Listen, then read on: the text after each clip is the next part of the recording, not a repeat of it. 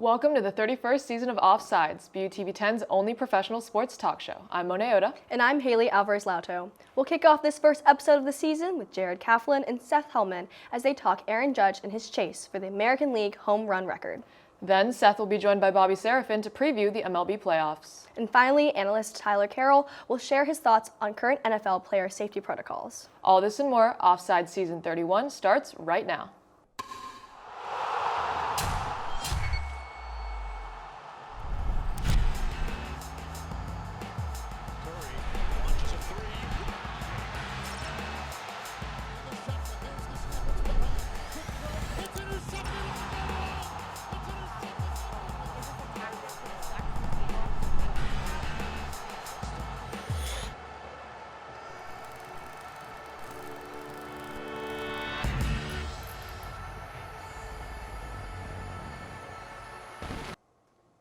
If you've been paying any attention to baseball this year, you know that it's been a historic season.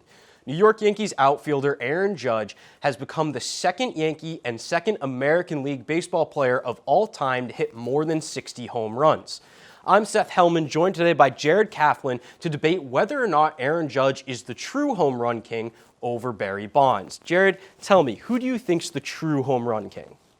I think the true home run king is Barry Bonds. 73 home runs should stand, and while I do think Aaron Judge's number might be more impressive in his era compared to the steroid era that Barry Bonds existed in, I mean, we're talking about 60-plus home runs in an era where home runs, no one's really hitting even over 50 this year. It's incredible. I think what he's doing, he's the MVP. It's incredible in its own site, but these numbers matter, part of history. And I think just because Barry Bonds did exist in an era where he very likely took steroids, and people around him, including pitchers, also took steroids, does not mean that number should be washed away. Another thing to note is that Barry Bonds was also the most walked player of all time. I mean, in 2001, he got walked 27% of the time, and Judge is being walked 20% of the time this year, which is very high. But even if you take down 7% walks for Barry Bonds, you give him a little more opportunities and take away some of those intentional walks, we could be talking about an 80 home run season possibly. So I think he lived in an era where he was so feared that some of those chances weren't even given to him to hit more home runs. Yeah, I mean, I think that the thing with Judge is, of course, he's not getting walked as much as Bonds was, but he's still getting walked. You know, once he got to that 60 mark, nobody wanted to pitch to him at all. He was getting walked left and right. He had a game against the Red Sox where he flew out once, struck out once, and then walked 3 times. Nobody was even close to touching him. And, you know, when you look at those really famous years of guys breaking Roger Maris's 61 home run mark, 1998 and 2001, you had 9 guys in total hitting more than 45 home runs. In Judge's year, we're not even going to see 3, right? So you're taking one year where you have a guy who's just blowing everybody out of the water, and of course Bonds, his 73 home runs is crazy impressive, and nobody else broke 70 that year. Well, everyone's on steroids. And to me, the steroids is what ruins the record. If you cheat, you cheat. I don't care if everyone's doing it or nobody's doing it and you're the only guy. If you take steroids, that's it. That's it. Your record does not stand, in my opinion. I mean, I don't think you should be a Hall of Famer, but the record should stand. Do we just take away every record connected to steroids? Pennants? Championships? I agree that Judge is doing, he's rarer and he has completely ran away with that MVP award, but players simply products of their eras. Bonds' record stands in the way many old records in other sports will stand. Wilt Chamberlain's 100-point game is one. You can argue, not even, as I said, Aaron Judge's home run total is more impressive considering that era, but I wouldn't erase that total. I would keep it as a single season record. Yeah, I mean, you mentioned it right there. Bonds didn't make the Hall of Fame, right? And it's because of his steroid record. You know, granted, I wouldn't get rid of the pennants or the World Series championships because just because 1 or 2 guys used steroids, that doesn't ruin the accomplishment of an entire team. But for an individual record, such as the single season home run record, yeah, you can take steroids into account there and you can consider it invalid. And, you know, with the Hall of Fame, look at the guys who are hitting 61 plus home runs. You've got Sosa, you've got McGuire, you've got Bonds. What do all 3 of those guys have in common other than the fact that they all played in the National League? None of them are in the Hall of Fame, and it's because they use steroids. That is what is the difference here. No one has come close to Judge in this year. He's, granted, not hit as many home runs as Bonds did, as Sosa did, as McGuire did in a single year, but he's done it cleanly, and that is the big deal to me. Bonds will probably never escape that, but they're both remarkable players, and I do see why people want Aaron Judge to be the home run king, but I still feel like it's Bonds. Yeah, I mean, I think that's certainly a respectable take and a take that a lot of people are going to agree with. But that is all the time we have for today's home run debate here on Offsides. Stick with us, though, because coming up right next, we're going to have an MLB postseason preview.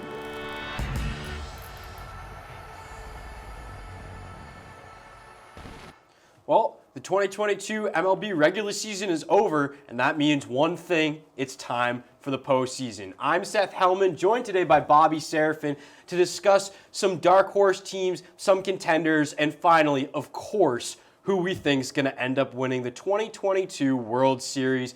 Bobby, let's start with the American League. Tell me about what wild card round team you think has a chance to make some noise.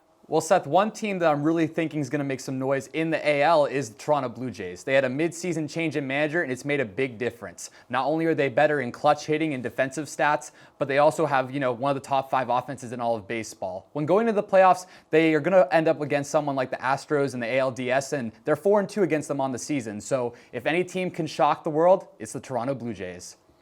Yeah, I like the Blue Jays. It's a pretty solid pick, but I'm going to disagree with you, and I'm going to take the Cleveland Guardians. That's a team that, there's always one team that doesn't feel like it should make a run, especially at the beginning of the year, and then all of a sudden they do. The Guardians are that team. They have the second best team average amongst all of the American League postseason teams, and they have the 4th most runs. But what's important to me is they're not doing it by the home run ball.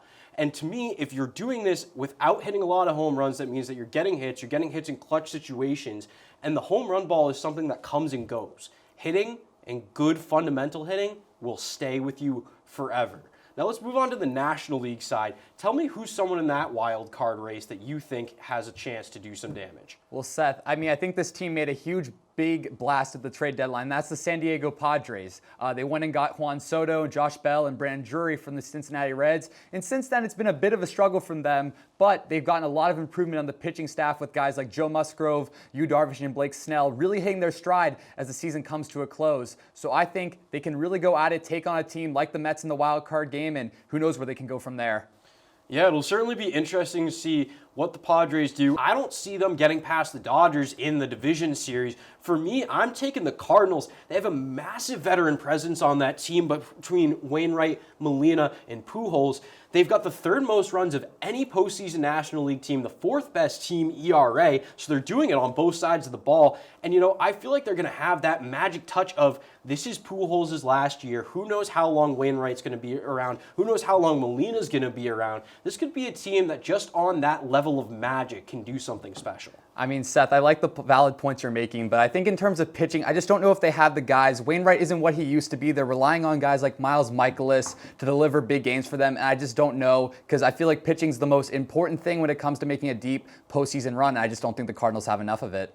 Yeah, and I think that's a really, really good point. That it would be the one question mark around this Cardinals team, but you know what? Who knows? Because when it comes to a 3-game series in that wild card round, who knows? When it comes to a 5-game series in the divisional round, much more variability. Exactly. Anything can happen. Now, let's move on to the more contender side of things. What is your ALCS prediction? What 2 teams do you think are going to go head-to-head for the chance to go to the World Series? Okay, Seth, so while I did talk about the Blue Jays before, I do see them making the run to the ALCS, but one team that I think's gotten a bit too much hate the second half of the season has been the New York Yankees. I understand they had a really bad middle part of the season, but their September they went 17-8. And their pitching staff, it did go through a couple bumps and bruises with injuries, but now they're back to full form. Nestor Cortez looks fantastic. Garrett Cole, he had a rough wild card series last year against the Red Sox, but I think he's a big game pitcher, and I think the Yankees, they're going big game hunting, and they'll find their way to the ALCS. Yeah, I'm going to disagree with you here, and I'm going to go Astros and Guardians. Of course, I did pick the Guardians earlier as my dark horse team. And, I think that they've got the chance to make it all the way to that ALCS. I love Andres Gimenez. I wish the Mets never traded him. Ahmed Rosario is doing an excellent job over there as well. And then you look at this Astros team, I don't think it's going to be close. I'd be surprised if they didn't sweep in the ALDS, and if they won any of those games by less than 4 runs, they're just going to dominate. They're like the Guardians, but on steroids. And of course, they're not using steroids. They're not cheating this time. No, not cheating this year, as far as we know.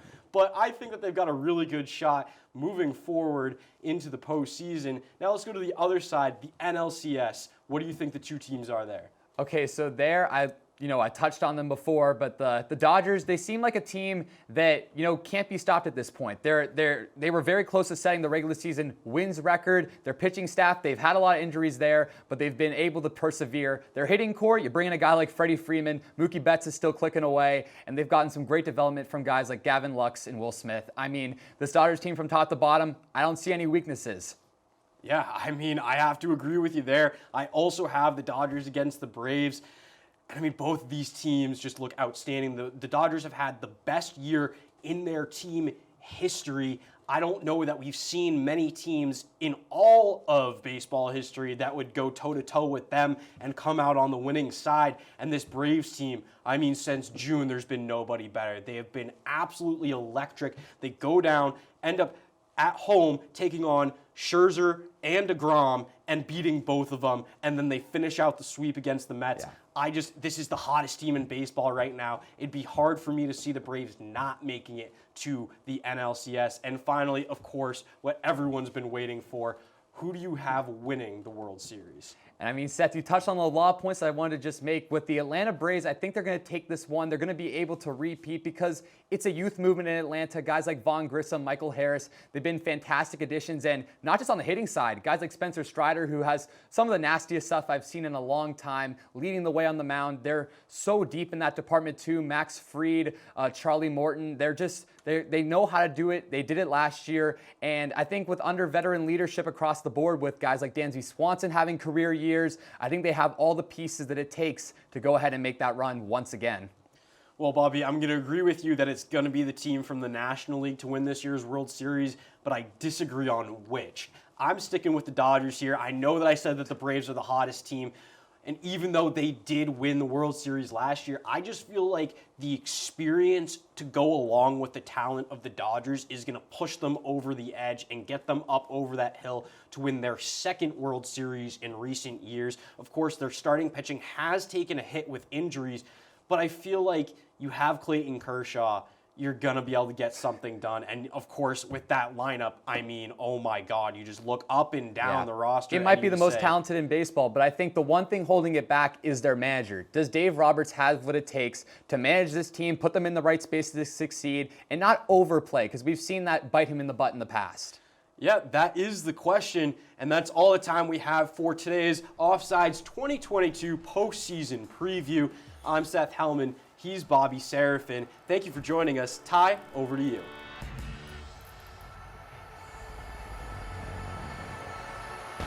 During the second quarter of their Week 4 matchup against the Cincinnati Bengals, Miami Dolphins quarterback Tua Tagovailoa injured his head and neck when he was sacked by Bengals defensive tackle Josh Tupou. Tagovailoa was down on the field for almost 10 minutes with his arm seizing up before being stretchered off the field and transported to a local hospital. Just 4 days earlier, Tagovailoa suffered an apparent concussion during the Dolphins' Week 3 game against the Bills, which was later called a back injury. After taking a hit and stumbling trying to get back to the huddle, Tua was removed from that game and entered concussion protocols. To the shock of many fans watching, he returned in the second half and quarterbacked the Dolphins to a victory against the Bills. The Dolphins' handling of Tua's injury, both in deciding to put him back out against Buffalo and in starting him 4 days later, shows a complete lack of regard for player safety. Everybody watching the Bills game thought for sure Tua was concussed, myself included, yet he was cleared by a team doctor and an independent neurotrauma consultant as per the rules of the NFL Players Association. That third-party consultant, however, was fired by the NFLPA this week after he was found to have made several mistakes during his time working with the NFL. Fans and players alike expressed loud support for Tua and even louder criticism of the current protocols, disappointed that Tua was allowed to play at all against the Bengals. The League and Players Association released a joint statement this week to address the situation, saying, quote, "The NFL and NFLPA agree that modifications to the concussion protocols are needed to enhance player safety. We anticipate changes being made to the protocols in the coming days based on what has been learned thus far with the review process," end quote.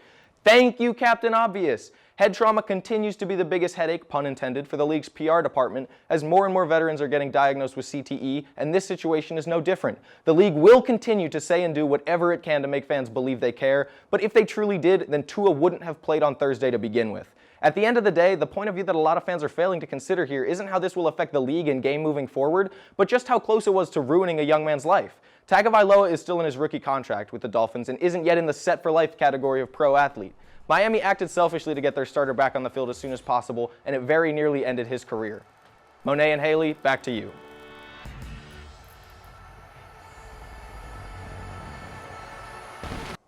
Thanks, Tyler. That's all we have for this first episode of Offsides Season 31.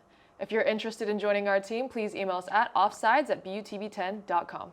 Also, be sure to like our Facebook page and follow us on Instagram and Twitter at Offsides10. On behalf of our entire cast and crew, thanks for watching and have a great night.